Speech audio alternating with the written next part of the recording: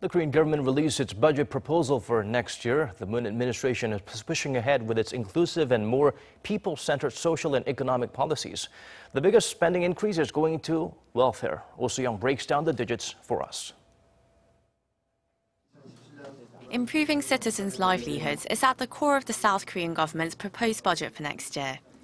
Of the $382 billion budget, more than a third of it will be allocated to job creation and social welfare programs, a record on-year increase of 12.9%. Spending on education will also get a boost of 11.7%. And amid higher tensions with North Korea, defense spending will be up by nearly 7% to support the development of the three-pillar defense system and a salary hike for soldiers. Budgetary spending will expand by 7.1% next year, 2.6 percentage points above the nominal growth rate. That hasn't happened in 9 years.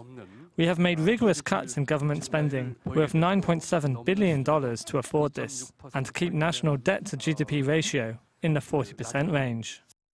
The biggest cutback at 20% has been made to social overhead projects, followed by culture and leisure at 8% and environmental spending at 2%. In addition to the spending cuts, the Finance Ministry says extra tax collection, a natural rise of nearly $54 billion over 5 years, will boost financing of the government's 5-year policy goals tallied at $158 billion, and even additional welfare policies introduced in recent weeks. These include the expansion of health insurance coverage and monthly childcare benefits.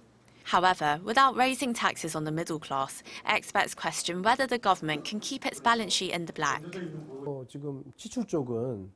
Down the line, government spending seems set to grow, so the flow of income needs to match that, or taxes will have to go up. But the government has already proposed a tax hike for high-income earners and conglomerates. According to 2015 figures, there's room for a general rise in taxes for all citizens, as Korea's tax-to-GDP ratio is 25.3%, some 9 points below the OECD average of 34.4%.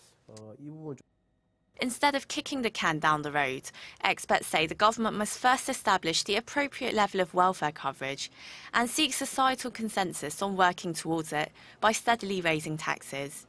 Soo-young, Arirang News.